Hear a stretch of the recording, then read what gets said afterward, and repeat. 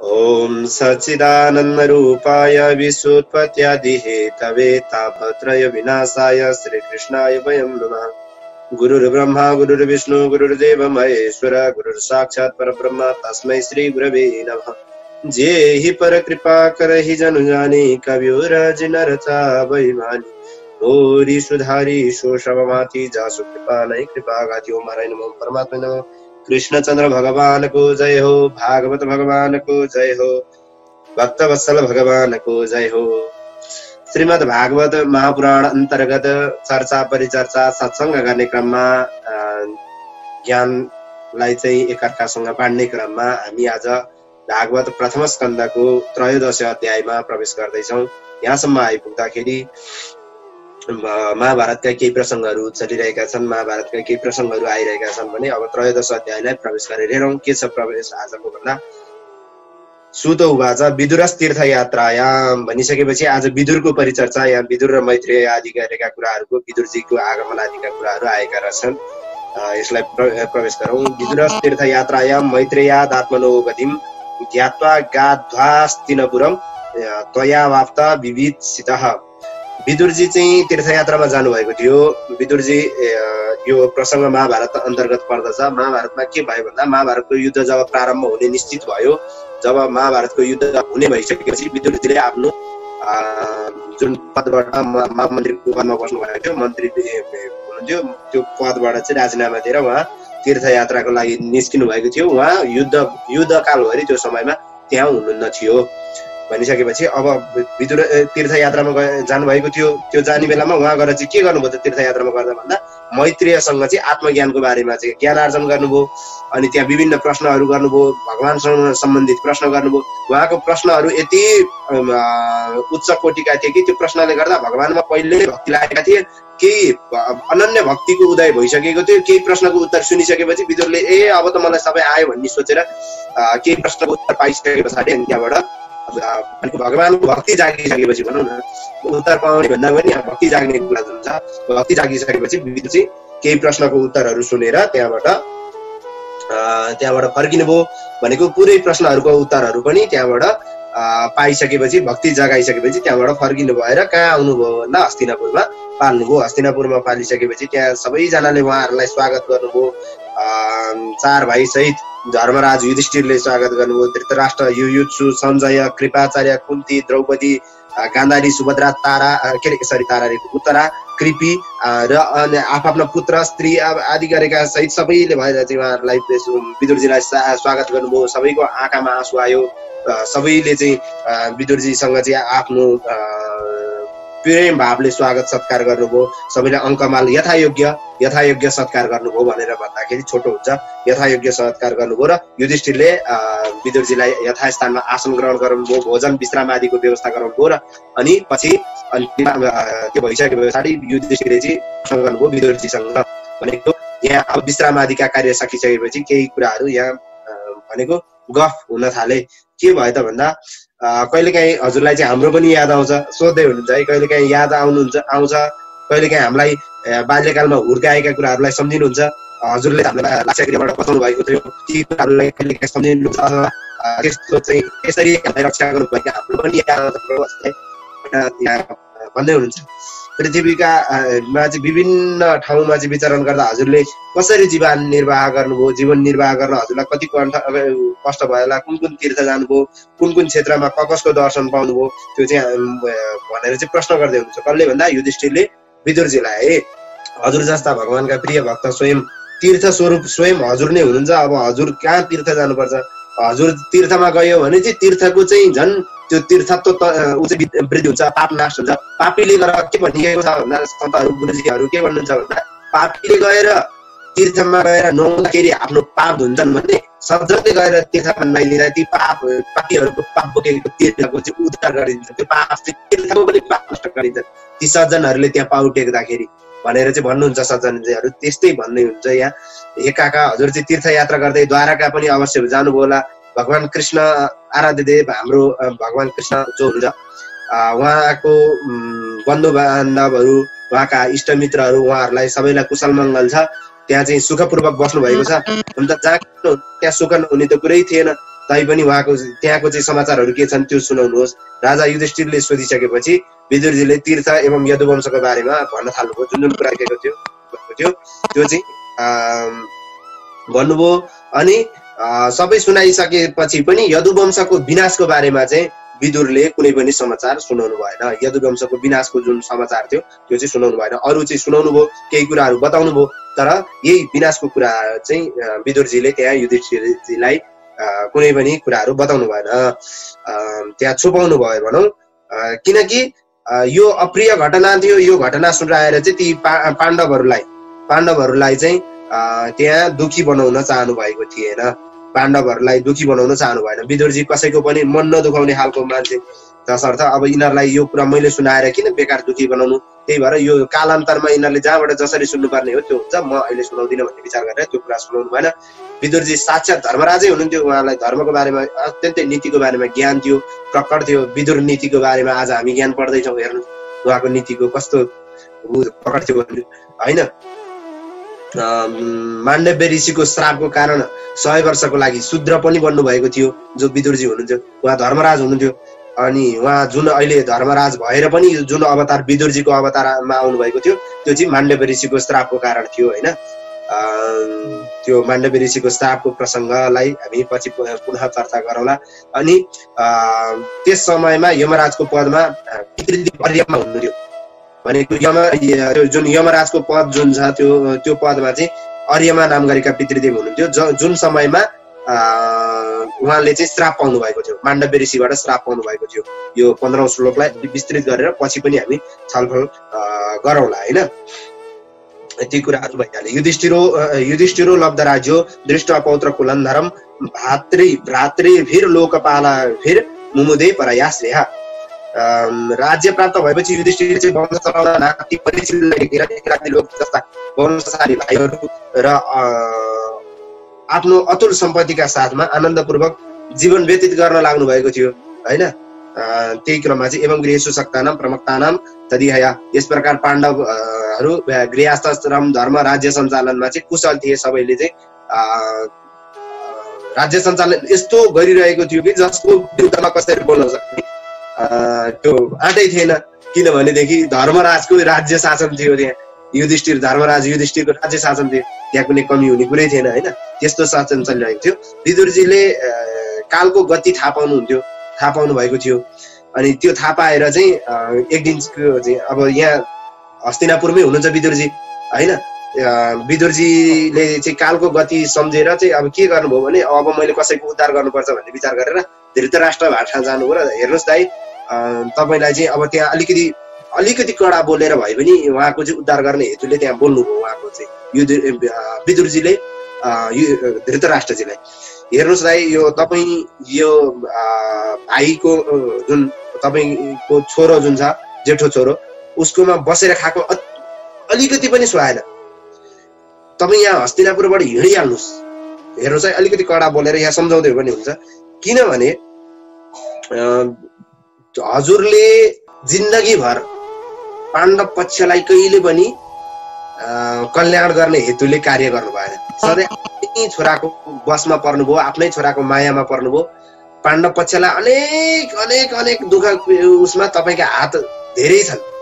तपाईँले आफ्नै छोराले गरेका गल्तीहरूलाई पनि छिपाएर लुकाएर राख्नुभयो। पाण्डवहरूलाई एउटा नीच सम्झिनु भयो। आज तिनै पाण्डवले दिएको खाएर बस्दा लाज लागेको होइन। महाभारतको प्रसङ्गलाई हेर्ने भने तिनै पाण्डव जिन्दगीभर जसको द्रोह गरे आज त्यसैले दिएको खाएर बस्नु पर्दा लाज लागेको छैन अलिकति तपाईँलाई भनेर चाहिँ भनिदिए। तपाईँले यहाँ बस्न मिल्दैन। यहाँ चाहिँ अब त्यस्ता प्रकारले चाहिँ उहाँलाई सम्झाउनु भयो होइन। पाण्डवलाई चाहिँ के अरे ती धृतराष्ट्रलाई सम्झाएर भनिदिनु भयो कि धृतराष्ट्रलाई अहो तपाईँको जन्म त नीच एकदम खतम रहेछ। किनभने प्राणीहरूको बाँच्नको इच्छा यति हुँदो रहेछ कि तपाईँको बाँच्ने इच्छा यति रहेछ भीमसेनले दिएको पिण्ड रूप भोजन कुकुरले खाए चाहिँ खाएर बाँच्नु भएको छ भनिदिनु लास्ट 22 श्लोकमा हेर्नुहोस् त। भीमा अपरजितम पिण्ड मादत्ते गृहपालवत भनेको कुकुरको जस्तै। कुकुरलाई दिएको खाना चाहिँ जसरी फालेर कुकुरलाई दिएको छ त्यस्तै खाएर चाहिँ बस्नु भएको छ। तपाईँलाई अलिकति शरम पनि लागेन, बाँच्ने इच्छा कति जाग्यो। जिन्दगीभर जसको द्रोह गर्नुभयो, जिन्दगीभर जसलाई चाहिँ नराम्रो सोच्नुभयो, आज उसैले दिएको खाएर बस्नु परेको छैन, थुक्कै जिन्दगी भनिदिनु भयो भन्दा हुन्छ क्या। भनेको यतिसम्म भनिसकेपछि अब दाइलाई कुकुर बराबरको भनिसकेपछि त्यहाँभन्दा बाँकी के नै राख्नु पर्यो उहाँले होइन। भनेको यो किन गर्नुभयो भने कल्याणको चाहनाले। धृतराष्ट्र अब चाहिँ गए, अब पतित भइसके, अब धृतराष्ट्र उम्किनेवाला छैनन् भन्ने उसले चाहिँ सांसारिक मायाबाट उनलाई छुटकारा मिलोस् भन्ने हिसाबले हो, त्यो हिसाबले चाहिँ भन्नुभयो। जुन पाण्डवहरूलाई हजुरले आगोमा जलाउने चेष्टा गर्नुभयो, हजुरले भन्नुको मतलब यहाँ धृतराष्ट्रको हात थिएन भन्न मिल्दैन, किनभने राज्य शासनमा उनी थिए। उनका छोराले गरेको कुरा उनलाई थाहा थियो, कति कुराहरू थाहा थिएनन् पनि, कति कुराहरू थाहा थियो। र ऊ लाक्षागृहमा कसले ऊ राख्यो, कसले जलाउन खोज्यो भन्ने कुरा त खोज्नु पर्थ्यो नि त। राजा भइसकेपछि त्यो कुरा खोज्नु पर्थ्यो। भनेको तसर्थ अप्रत्यक्ष रूपमा अथवा प्रत्यक्ष रूपमा हजुरले हात थियो है, आगोमा जलाउने चेष्टा गर्नुभयो, विष खाएर मार्न चाहनुभयो होइन। सभाका बीचमा पत्नीलाई आफ्नै त्यो बुहारीको अपमान हुँदा पनि हजुरले थिए र पनि ती कुराहरू त थाहा पाइरहेकै थिए नि त होइन। हजुरले प्रत्यक्ष रूपमा चाहिँ उनीहरूलाई चाहिँ दुःख दिनुभयो अनि हजुरले चाहिँ धेरै दुःख दिइसक्नुभयो। आफ्नै बुहारीको अपमान पनि सहेर बस्नुभयो। त्यत्रो साडी लुट्दा पनि, आफ्नै साडी चाहिँ तान्दा भनौँ बेइज्जत गर्दा पनि, सभामा चाहिँ त्यत्रो बेइज्जत गर्दा पनि हजुरले आफ्ना सन्तान सम्झेर ती दुर्योधन दुशासनलाई चाहिँ केही पनि गर्नु भएन होइन। पाण्डवको पक्षमा हजुरले बोल्नु भएन भनेपछि जताडा तताडा हजुरले हेप्नुभयो। अनि आज त्यत्रो गरेर हेपेको मान्छेको आज तिनैले दिएको अन्न चाहिँ खाएर बस्दा तपाईँलाई अलिकति लाज लागेन? कुकुरको भन्दा नि निची यो निजी भएन? तपाईँको जिन्दगी बेकार छ, तपाईँको जिन्दगी बेकार छ। यस्तो गरेर त कोही पनि नबाचोस्। एक त वृद्धावस्थाले छोइरहेको छ, त्यहाँमाथि शरीर अब मर्ने आयु काल पर्खिरहनु भएको छ। त्यही पनि अझै तिनै पाण्डवलाई जसलाई चाहिँ आफूले जिन्दगीभर हेपेको मान्छे आज चाहिँ उनीहरूले कुकुरलाई दिएको जस्तो दिएको कुरा चाहिँ पिण्डसो खाएर बस्नुभएको थुक्क जिन्दगी उहाँले चाहिँ पुरा अनेक भनेर उहाँले यहाँ सम्झाउनु होइन। उहाँले चाहिँ धेरै ज्ञानहरू यहाँ उपदेश गर्नुभएको छ। सांसारिक पदार्थबाट विरक्त भएर चाहिँ धर्म अर्थ काम मोक्षको बारेमा सोच्ने बेलामा हजुर चाहिँ अझै बुढेसकालमा पनि त्यही पिण्ड खाएर बसिरहनु भएको छ। दिइरहेछ होइन पुरै विदुरले चाहिँ राष्ट्रलाई सम्झाइरहनु भएको छ एकदमै। अनि यस्तो पनि हुन्छ, तपाईँको आफ्नो विवेकले होस् या अरूले सम्झाएर होस्, जो व्यक्ति यो संसारलाई दुःखमय सम्झेर त्यसबाट विरक्त हुन्छ उसले चाहिँ बल्ल मुक्तिको उ गर्छ, सन्यास्त धारण गर्दछ, उसले मात्र कल्याण हुन्छ, उसैको मात्र राम्रो हुन्छ। नत्र भनेदेखि चाहिँ मनुष्यको जन्म चाहिँ बेकार हो। मनुष्यको जन्म त उत्तम बनाउनु पर्ने हो। सन्यास लिनुपर्ने बेलामा तपाईँ यो घरमा पिण्ड खाएर बसिरहनु भयो, जानुहोस् तपाईँ यहाँ नबस्नु, तपाईँ जङ्गल गइहाल्नुहोस् भनेर चाहिँ उपदेश गर्न थाल्नुभयो। यहाँ जानुहोस् तपाईँ चाहिँ यहाँ बस्नु राम्रो छैन। तपाईँले चाहिँ यहाँ बसेर आफ्नो वेट आफै घटाउँदै हुनुहुन्छ, आफै पतित हुँदै हुनुहुन्छ। तपाईँ चाहिँ यहाँ जानुहोस् भने चाहिँ यसरी चाहिँ विदुरजीले चाहिँ सम्झाइसकेपछि ओहो हो क्या अरे अब चाहिँ। अब किनभने छोरोको माया मोह पनि छैन, छोरो पनि बाँकी छैन। अब बुढा र बुढी जो बाँकी रहेका दुईजना त थिए, धृतराष्ट्र र उनकी पत्नी गान्धारी दुईजना त बाँकी थिए। दुईजना बाँकी सकेपछि अब यहाँ किन बस्नु भनेर चाहिँ अब त्यहाँबाट भाइको उपदेश, विदुरको उपदेशबाट चाहिँ उहाँहरू चाहिँ कसैले थाहा नपाउने गरी त्यो घरको जन्जाल छोडेर चाहिँ हिँड्नुभयो होइन। त्यहाँबाट चाहिँ हिँड्नुभयो। जसरी वीर पुरुषहरूलाई चाहिँ युद्ध धर्मयुद्धमा शत्रुको प्रहारले आनन्द प्राप्त गर्दछ, त्यसै गरी विषय त्यागी सन्यासीहरूलाई आनन्द प्राप्त गर्नेले हिमालयतिर आफ्ना पति धृतराष्ट्र जान लागेको देखेर पतिव्रता त्यो गान्धारी पनि पछि लागिन्। भनेको आफ्नो पति जहाँ जानुहुन्छ म पनि त्यहीँ जाने हो भन्ने बुझेकी पतिव्रता, अत्यन्तै प्रतिबद्धता। हेर्नुहोस् त, आँखा देख्ने हुँदाहुँदै आँखामा पट्टी बाँधेर बस्ने गान्धारी होइन। केही कुरा त्यहाँबाट पनि सिक्नुपर्छ हामीले होइन। समर्पणको भाव त्यहाँबाट सिक्नुपर्छ, मायाको भाव त्यहाँबाट सिक्नुपर्छ। जिन्दगी कथा सुनेर मात्र के हुँदैन, प्रेम सुन्ने होइन कि त्यसलाई व्यवहारमा लागू गर्ने हो, त्यसलाई बुझ्ने हो होइन। प्रेम कस्तो हुन्छ, माया कस्तो हो, माया कसरी दर्शाउने भन्ने कुराहरू चाहिँ यहाँबाट पनि सिक्न सकिन्छ। गान्धारीले आज त्यो देखाइन् अनि आफू पनि उत्तराखण्डको हिमालयको पतिसँग उनी पनि जाएर होइन। अजातशत्रु जो युधिष्ठिरले चाहिँ प्रातःकालमा चाहिँ सन्ध्या वन्दन आदि सकेर चाहिँ अग्निहोत्र आदि ब्राह्मणहरूलाई नमस्कार गर्नुभयो र उहाँलाई चाहिँ सबै दान दक्षिणा नित्य कर्म सकेर भनौँ, अहिले अब यहाँ धेरै बयान नगरौँ, नित्य कर्म सकेर चाहिँ अब उहाँको नित्य कर्म अन्तर्गत माता पिताको चरण वन्दन गर्नको लागि भनेर राजमहलमा जाँदा त न धृतराष्ट्र छन्, न विदुर छन्, न गान्धारी छन्, कोही पनि छैन हेर्नुहोस्।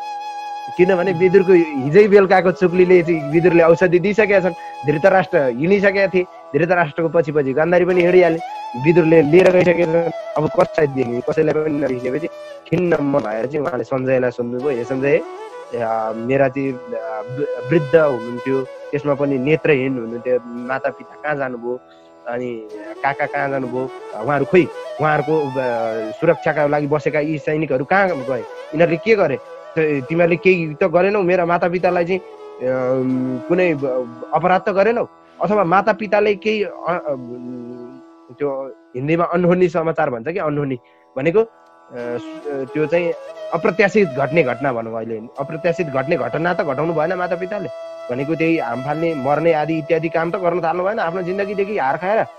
यदि त्यस्तो हो भने तिमीहरू कसैलाई बाँकी राख्दिन, हे सञ्जय खोजिहाल, तिमी जाऊ हामीलाई चाहिँ मेरा पितालाई चाहिँ निधन हुँदा पनि उहाँहरूले चाहिँ हामीलाई संरक्षण गरेर राख्नु भएको छ, हामीलाई चाहिँ पालन पोषण गर्नुभएको थियो, अब उहाँलाई हामीले पाल्न नपाएपछि मेरो जिन्दगी त धिक्कार भएन, हामीले चाहिँ उहाँले चाहिँ हामीलाई अत्यन्त प्रेम गर्नुभएको थियो, हेर्नु त मेरा माता पिता नहुँदा पनि के अरे सरी माता त हुनुहुन्थ्यो, पिता नहुँदा पनि उहाँले चाहिँ हामीलाई चाहिँ पितृवत व्यवहार गरेर पिताको जस्तो माया प्रेमले हुर्काउनु भएको थियो, उहाँहरू आज कहाँ जानुभयो, बिहान बिहान मैले दर्शन गर्न किन पाइरहेको छैन भनेर सोधिसकेपछि सुतजी भन्नुहुन्छ, सञ्जय आफ्नो स्वामी धृतराष्ट्रलाई, सञ्जय चाहिँ धृतराष्ट्रका चाहिँ सेवक थिए है, त्यो प्रसङ्ग महाभारत अन्तर्गत पर्दछ।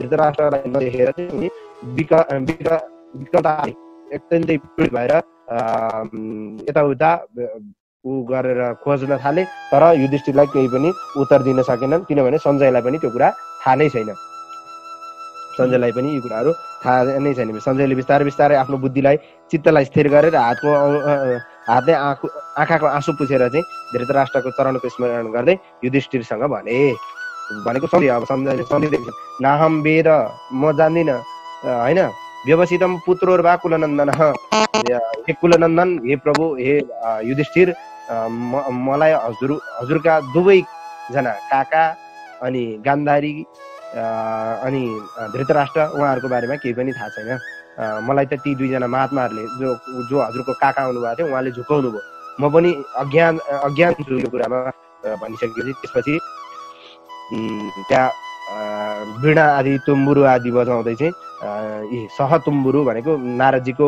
वाद्यवादनको नाम है, तुम्बुरु बजाउँदै चाहिँ देवर्षि नारद त्यही बेलामा चाहिँ त्यही बिचमा आइपुग्नु भयो।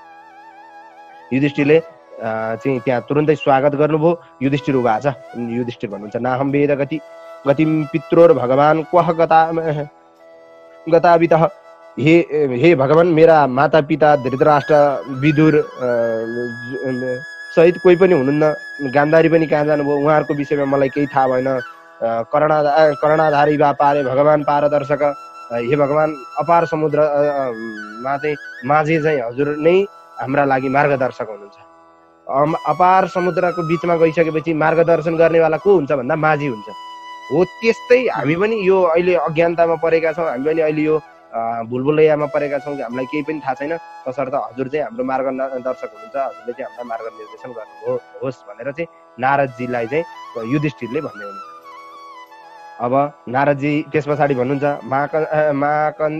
माकञ्चन सुचो राजन यदीश्वर वशम गतः, हे धर्मराज, हजुर कसैका लागि शोक नगर्नुहोस्, कसैको पनि शोक नगर्नुहोस्, किनभने यो संसारमा ईश्वरको बसमा छ, यो संसार सबै ईश्वरको बसमा छ, यो संसार ईश्वरको बसमा छ, सम्पूर्ण लोकहरूमा चाहिँ ईश्वरको आज्ञा पालन गर्नको लागि सबैजना बसिरहनु भएको छ होइन, ईश्वर सबै चाहिँ ईश्वरद्वारा नै सबै सञ्चालित छ र यहाँ जे जति कर्म भइरहेका छन् त्यो पनि ईश्वरद्वारा नै भइरहेका छन्, भनेको तपाईँले कसैको लागि चिन्ता गर्नु पर्दैन, तपाईँको माता पिताजी जहाँ हुनुहुन्छ जसरी हुनुहुन्छ त्यो ईश्वरको कारणले हुनुहुन्छ, ईश्वरको आग्रहले हुनुहुन्छ, उहाँहरू सुरक्षित हुनुहुन्छ अथवा जस्तो अवस्थामा हुनुहुन्छ त्यो ठिक ठाउँमा हुनुहुन्छ, किनभने यहाँ ईश्वरको इच्छा बिना पत्ता पनि हिल्नेवाला छैन, पत्ता पनि हामीले चाहेको भएर केही पनि हुनेवाला छैन।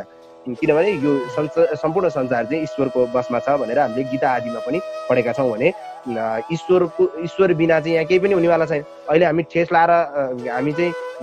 लाएरै लड्नु पनि हाम्रो कर्मको अधीनमा छ। कर्म गरेका छौँ, हामीलाई ईश्वरको आग्रह त्यो अनुसार हुन्छ। सम्पूर्ण संसारमा चल्नेवाला कर्महरू चाहिँ ईश्वरको अधीनमा छ। आफ्नो कर्म जुन गरेको छ त्यसको फलको भागीदार हामी हुनुपर्छ होइन। हामीले अहिले जस्तो कर्म गर्यौँ त्यो अनुसारको पछाडि फल फल्ने भएको छ। यो फल फलाउने ओर्ने काम सबै कसको छ? ईश्वरको छ। भनेको आँपको रुख रोप्यौँ, मलजल राम्रो गऱ्यो भने राम्रो आँप फल्छ। अब मलजल गरेनौँ, सुरक्षा गरेनौँ भने मर्न नि सक्छ, नफल्न नि सक्छ, कुहिन नि सक्छ, जे पनि हुन्छ। भनेको त्यो फल्ने नफल्ने त्यो सबै अधीन चाहिँ कसको छ? ईश्वरको छ। भनिसकेपछि अब तपाईँले जसको चाहिँ चिन्ता गरिरहनु भएको छ उसलाई त ईश्वरले पनि पालिहाल्छ नि। उसले ईश्वरको जन्म हो नि त। तपाईँको कारणले न उहाँ बस्नु भएको हो, न तपाईँको कारणले हिँड्नु भएको, तसर्थ चिन्ता नगर्नुहोस् भनेर अनेक प्रकारका यहाँ वेदका वचनहरूले चाहिँ वेदका वचनहरू ईश्वरको कुराहरू चाहिँ सम्झाएर चाहिँ उहाँहरूलाई युधिष्ठिरलाई चाहिँ नारदजीले सम्झाउँदै हुनुहुन्छ। तपाईँले यो के बुझ्नुहोस् भने प्राणीहरूको जीव रूपले नित्य, जड र देह रूपले अनित्य छ। प्राणीहरू चाहिँ होइन, यिनीहरू शरीर चाहिँ अनित्य छ, त्यो नित्य छैन होइन। जड देह चाहिँ अनित्य छ भने जीव रूप जुन आत्मा छ त्यो चाहिँ के छ? नित्य छ। अनि चेतन रूपले नित्य र अनित्य दुइटै छ। चेतन रूप चाहिँ नित्य र अनित्य, त्यो अनिर्वचनीय छ। यहाँ वेदान्तमा यहाँ छ अलिकति कठिन कुरा पनि छ। नित्य अनित्य र चेतन रूप, यो नित्य अनित्य यो दुइटै बुझ्नुपर्ने जरुरी हुन्छ है यहाँ चाहिँ। यो किनभने यो शरीर नश्वर छ, यो शरीर चाहिँ नाशवान छ होइन। यो शरीर चाहिँ नाश छ भने चाहिँ यो नित्य छैन।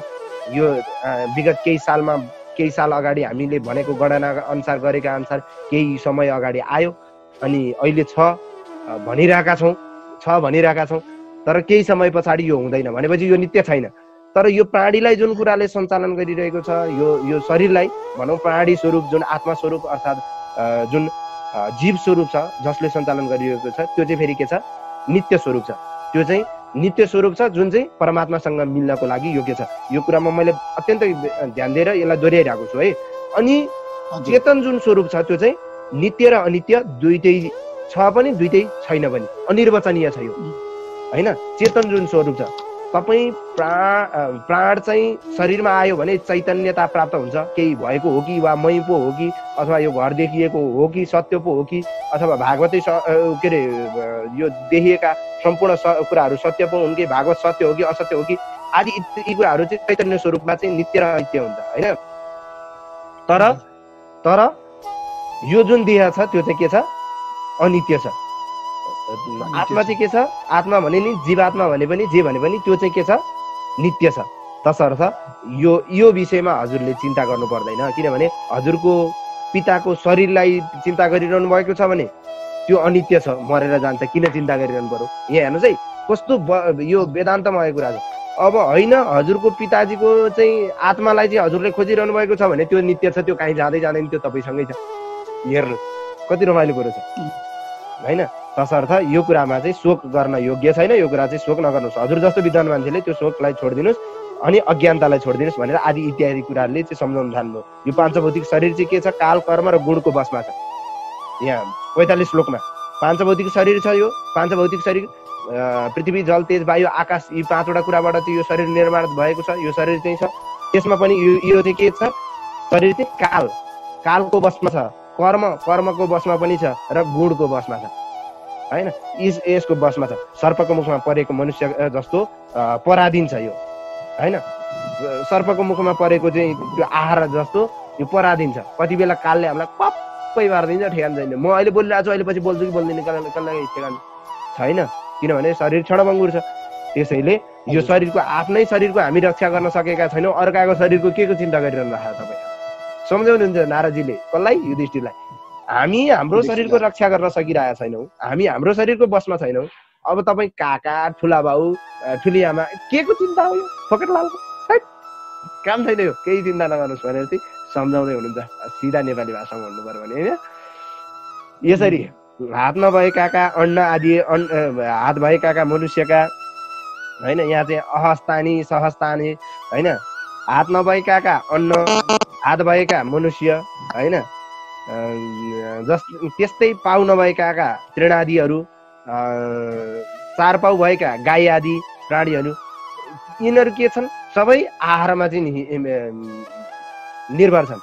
साना जीवदेखि ठुला जीवसम्म आहार भएका देखिन्छन्। आहार बिना कोही पनि रहेका छैन। यसरी नै एउटा जीव अर्को जीवको पनि आहार बनेको छ। जीवो जीवस्य जीवनम, ध्यान दिइरहनुहोस् यहाँ, जीवो जीवस्य जीवनम, एउटा जीव चाहिँ अर्को जीवको आहार बनेको छ। यहाँ हेर्नुहोस्, बाघले मासु खान्छ, मान्छेले मासु खानुपर्ने भन्ने कुरो पनि होइन। बाघले मासु खाएरै बाँच्छ। जीव जीवस्य कारण भयो कि भएन? बाघले घाँस खाएर बाँचेको आजसम्म सुनेको छ? बरु 4 दिन भोको बस्छ, सिम्बल बरु 4 दिन भोको बस्छ, तर उसले जीवै खान्छ, मारेरै खान्छ, हेर्नु आफैले शिकार गरेर खान्छ। हो, तसर्थ जीवो जीवस्य कारणम जीवनम अथवा कारणम, यहाँ चाहिँ यो महत्त्वपूर्ण कुरा आएको छ है। तसर्थ भनेको सबै आहार बिना चाहिँ कोही पनि बाँचेका छैन होइन। अन्न आदि चाहिँ हाम्रो लागि आहार हो, मनुष्यको लागि चाहिँ अन्न आहार हो। यहाँ हेर्नुहोस्, मनुष्यको लागि आहार के हो? अन्न हो। अनि त्यस्तै पाउ नभएका तृणादिहरूको लागि र 4 पाउ भएका गाईहरूको लागि चाहिँ त्यो घाँस आदि चाहिँ के हो? आहार हो। त्यस्तै साना ठुला जीवहरू जीवकै आहारका रूपमा भेटिन्छन् कतिपय। जीवो जीवस्य कारण, जीवो जीवस्य जीवन। त्यही भएर कसैको जीवनसँग चाहिँ आहार हुन्छ, कसैको चाहिँ अन्नसँग आहार हुन्छ, कसैको चाहिँ तृण आदि घाँस आदिसँग चाहिँ आहार हुन्छ। तसर्थ यो कुरामा कुनै पनि चिन्ता लिनुपर्ने विषय छैन। त्यसैले जीव नै जीवका आहार पनि छन्, जीव नै अन्न नै जीवका, कुनैका अन्न आहार छन्, कुनैका घाँस पतिङ्गा र आहार छन् भने कुनै जीव नै आहार छन्। त्यसैले कसैको बारेमा केही चिन्ता गर्नु पर्दैन। तर यी सबै यो चाहिँ शरीरका आहारहरू हुन्। आत्माले चाहिँ न केही खान्छ न केही रहन्छ, मायाद्वारा चाहिँ यो चाहिँ सञ्चालन भएको देखिन्छ। मायाद्वारा चाहिँ यो प्रकट भएको जस्तो देखिन्छ। यो चाहिँ भगवानको कृपाद्वारा चाहिँ भएको छ आत्माको बारेमा चाहिँ होइन। यो चाहिँ के भनिन्छ? हे महाराज, युधिष्ठिरलाई चाहिँ सम्झाउँदै हुनुहुन्छ। हे महाराज, महाराज यहाँ सो यमध्यः सो स अयम ती एउटै अध्यः अहिले होइन, समस्त प्राणीहरूलाई चाहिँ जीवनदान दिने उनी भगवान अहिले पृथ्वीमा देवद्रोही दैत्यहरूको नाश गर्नका लागि काल रूपले अवतरित हुनुहुन्छ। भनेको भगवान चाहिँ कहिलेकाहीँ चाहिँ आफ्नो रूप लिएर भनौँ, आफ्नो प्राण के अरे निर्गुण निराकार भएर पनि देवताको चाहिँ रक्षा गर्न भनौँ, देवत्वको रक्षा गर्न, देवद्रोहीहरू चाहिँ विनाश गर्न परित्राणाय साधुना, गीताको यो श्लोकलाई स्मरण गर्न पर्दैन। परित्राणाय साधुना विनाशाय दुष्कृतां धर्म संस्थापनार्थाय सम्भवामि युगे युगे हो। तसर्थ भगवान चाहिँ यहाँ सबैको धर्मको रक्षा गर्नको लागि, सज्जनहरूको रक्षा गर्नको लागि चाहिँ अवतारित हुनुभएको छ, अहिले पनि हुनुभएको छ। तसर्थ चिन्ता गर्नु पर्दैन, तिमीले चिन्ता लिनु कुरै छैन। हेर महाराज, तपाईँले चिन्ता लिनु पर्दैन। के उहाँहरू चाहिँ कहाँ जानुभएको छ? धृतराष्ट्र सह भ्राता धृतराष्ट्र भाइ विदुर र आफ्नै पत्नी गान्धारीका साथ हिमालयतिर दक्षिणको हिमालयतर्फ चाहिँ जानुभएको छ होइन। हिमालयमा गएर चाहिँ ऋषिहरूको आश्रममा जानुभएको छ। अब उहाँहरूले त्यतै सप्तर्षिहरू गङ्गा आदि चाहिँ स्नान गर्नुहुन्छ, सप्तर्षिहरूको प्रसन्नताका लागि कर्महरू गर्नुहुन्छ। उहाँहरूले चाहिँ अब आफ्नो जीवनलाई चाहिँ अब विश्राम गर्ने सोच्नु भएको छ। विदुरजीले उहाँहरूलाई ज्ञान दिनुभएको छ। तपाईँले त्यो विषयमा कुनै पनि चिन्ता गर्नु पर्दैन होइन। उहाँहरूले चाहिँ उहाँहरूको अब अहिले त्यहाँ के भइरहेको बारेमा पनि भनिदिनु भयो। उहाँ चाहिँ सप्तर्षिको प्रसन्नताका लागि 7 थरी फुल मूल स्रोतहरू भएका 7 भागका विभक्तिहरू भएका छन्। त्यहाँ चाहिँ धृतराष्ट्र सप्तरोवरमा स्नान गरिदिनु भएको छ, त्रिकाल सन्ध्या गरिदिनु भएको छ आदि कुराहरू तुरुन्तै भइरहेका कुराहरू पनि भनिदिएर चाहिँ उहाँले चाहिँ युधिष्ठिरलाई के गरिदिनु भयो? आफ्नो कुराहरू चाहिँ के अरे धृतराष्ट्रका कुराहरूलाई चाहिँ त्यहाँ बताएर सम्झाइदिनु थाल्यो होइन। यहाँ जिता आसन हो जिता श्वास, यहाँ यो इम्पोर्टेन्ट कुराहरू आएको छ। आसन जितेर प्राणलाई बसमा राखेर धृतराष्ट्रले आफ्ना 6 इन्द्रियहरूलाई विषयबाट हटाउनु भएको छ। बल्ल बल्ल हटाउने प्रयत्न गर्दै हुन्छ, हटाउनु भएको छ। भगवान प्रतिको अखण्ड भक्तिको कारण उहाँमा तमोगुण र रजोगुण सत्वगुणहरू नष्ट भएका छन् होइन। ती मलहरू नष्ट भएका छन् होइन। उहाँले आफ्नो अहङ्कारलाई बुद्धिमा लिन गरेर बुद्धिलाई क्षेत्रज्ञ क्षेत्रज्ञमा आत्मामा लीन गरेर क्षेत्रज्ञ आत्मालाई चाहिँ आकाशलाई महाकाशमा लीन गरेर चाहिँ सर्वाधिष्ठान ब्रह्ममा लीन हुनुभएको छ। उहाँ चाहिँ अहिले ध्यान योग तपस्या त्यतातिर लाग्नु भएको छ। इम्पोर्टेन्ट कुरा चाहिँ आफ्नो अहङ्कारलाई बुद्धिमा, बुद्धिलाई आत्मामा, आत्मालाई घटाकाशमा, घटाकाशलाई महाकाशमा मिलाउनु, यसरी चाहिँ ब्रह्ममा लिनु हुँदै हुनुहुन्छ। उहाँले आफ्ना समस्त इन्द्रियहरूलाई चाहिँ मनलाई सकेता विषयहरू अन्तर्मुख भएर सत्व रज तम तिनै गुणबाट चाहिँ गुणातीत भएर वासनाहरूलाई समेत सर्वथा हटाइसक्नु भएको छ, वासनाहरू छोडिसक्नु भएको छ। ती सबै कामहरूलाई चाहिँ टुटाउनु भएको छ, जुन जसले चाहिँ उहाँले जीवनभर बाँधेको थियो होइन। त्यसैले अब हजुर त्यसको विघ्न बाधा नबन्नुहोस् हे महाराज युधिष्ठिर। अब हजुरले उहाँलाई खोज्ने, ल्याउने यी आदि गरेर यो घर गृह बन्धनमा नपार्नुहोस् भनेर चाहिँ आजको 5औं दिनमा उहाँले आफ्नो शरीर त्याग गर्नुहुनेछ। त्यो शरीर योगाग्निमा जलेर भस्म हुनेछ भनेर पनि भविष्यवाणी गरिदिनु भयो। त्यहाँ कसलाई? युधिष्ठिरलाई सुनाइदिनु भयो त्यो कुरा। ओहो, अग्निद्वारा कर्णकुटीका साथमा आफ्ना पतिको देह जलेको देखेर कुटीदेखि बाहिर रहेकी गान्धारी पनि पतिको अनुगमन गर्दै त्यही अग्निमा प्रवेश गरेर आफ्नो प्राण छोड्ने भनेर पनि के अरे भविष्यवाणी गरिदिनु भयो। कसले? नारदजीले। कसलाई? युधिष्ठिरजीलाई। विदुरजी चाहिँ आफ्ना दाईको आश्चर्यमय मोक्षलाई देखेर हर्षित भएर दाईसँगको वियोग हुनाले दुखित हुँदै त्यहाँबाट तीर्थ सेवनका लागि फेरि प्रस्थान गर्नुहुन्छ, तीर्थतिर जानुहुन्छ भनेर बताइदिनु भयो। यसो भनेर देवर्षि नारद चाहिँ के गरिदिनु भयो? तुम्बुरो बजाउँदै स्वर्गतिर लाग्नुभयो भनेको सारा कुरा बताइदिएर चाहिँ युधिष्ठिरलाई चाहिँ शान्त बनाएर चाहिँ नारदजी स्वर्गतिर लाग्नुभयो। धर्मराज युधिष्ठिरले पनि उहाँको उपदेशलाई चाहिँ हृदयमा चाहिँ धारण गरेर शोकबाट रहित हुनुभयो, शोक चाहिँ त्याग दिनुभयो भन्दै श्रीमद् भागवत महापुराणको पारमहंस संहिताको प्रथम स्कन्धको नैमिषोपाख्यान गरेको यो 13औं अध्यायलाई भगवान कृष्णका चरण कमलमा अर्पण गर्दै कोटि कोटि प्रणाम। हरिओम तत्सत्। कृष्ण अर्पणमस्तु।